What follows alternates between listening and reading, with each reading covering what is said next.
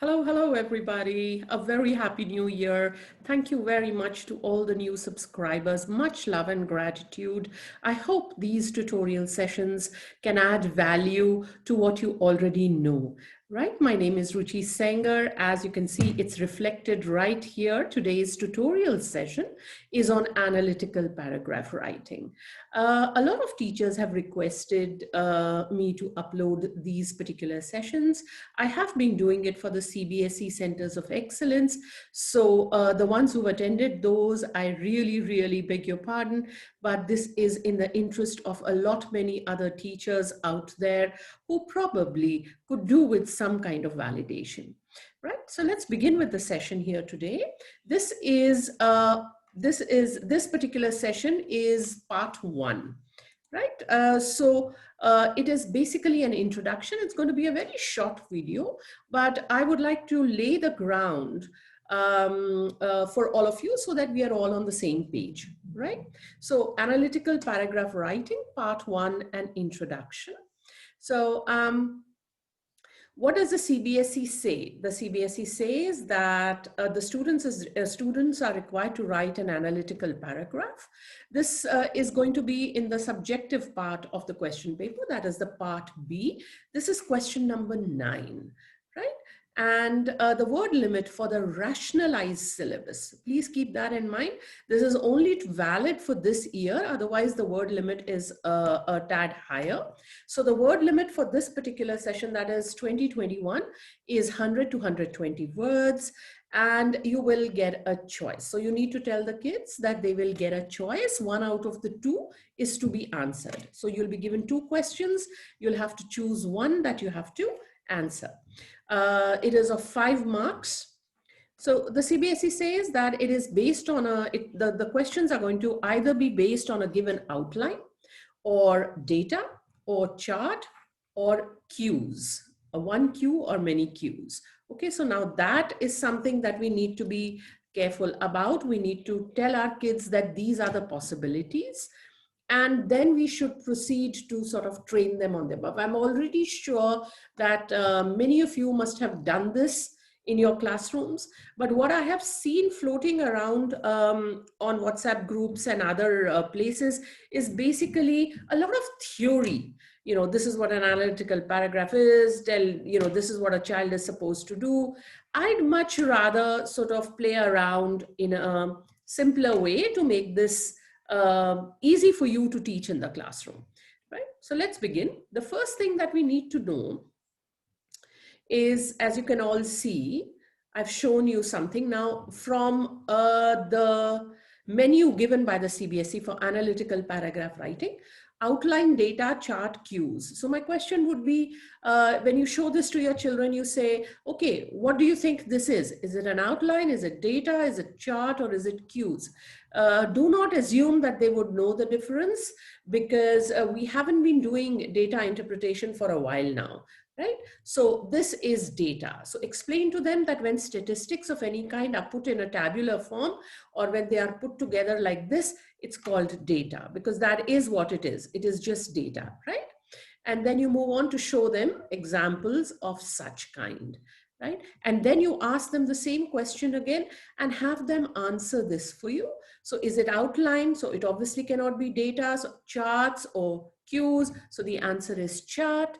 Please go on to explain that graphs of any kind, whether they are line graphs, whether they are bar graphs, histograms, whether they are pie charts, they're all, collectively referred to as charts, right?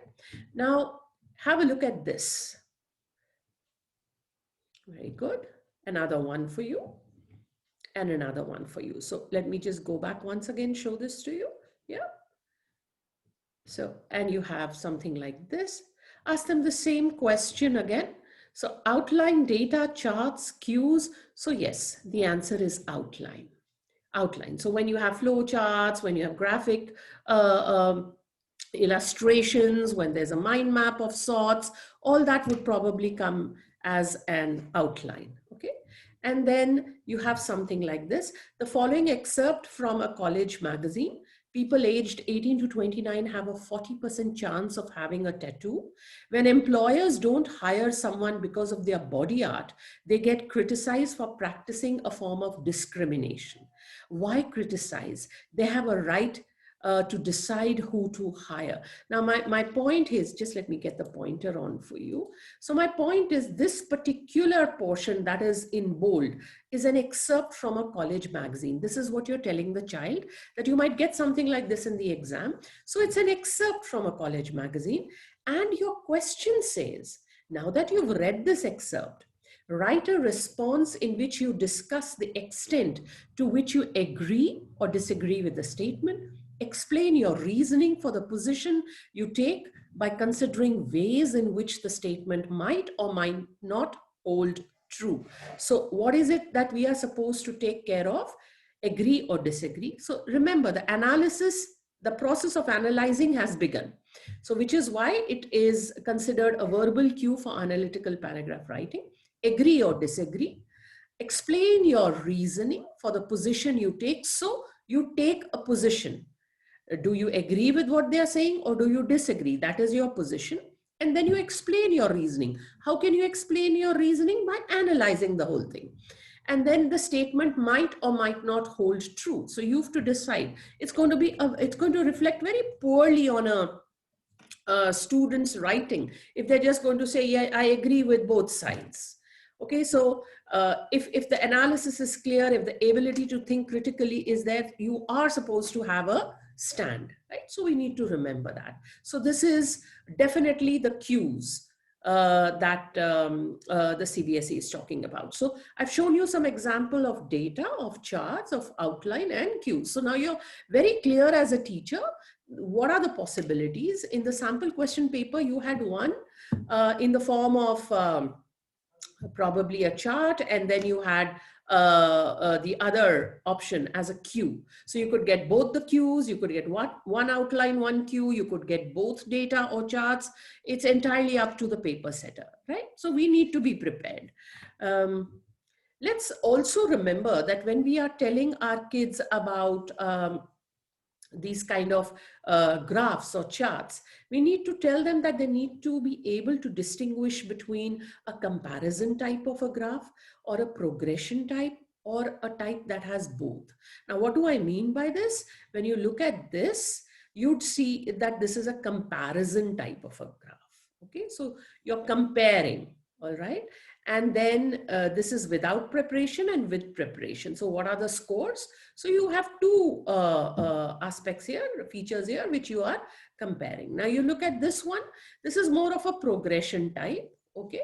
So there is progression in the months, etc. And then you have something like this, which is a combination of both. So you have comparison and you have progression over the years as well. Okay, like this place over here has progression across the months.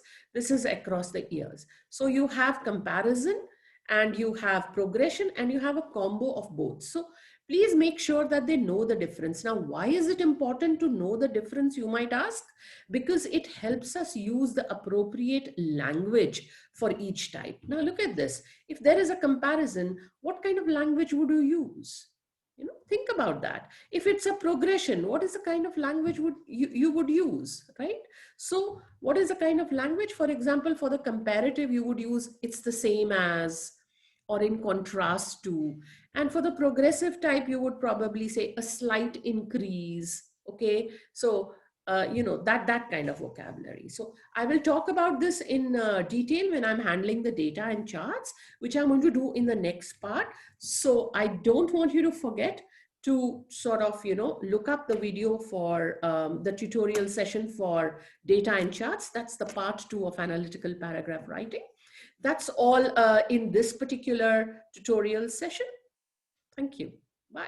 Oh, and before I forget, like I always say, stay safe, stay empowered, and keep rocking. And a very happy new year once again.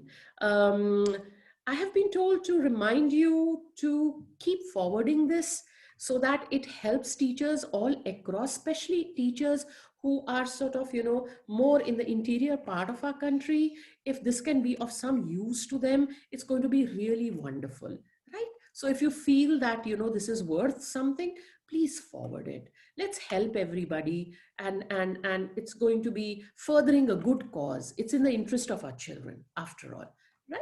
So thank you very much. Catch you on the other side with part 2.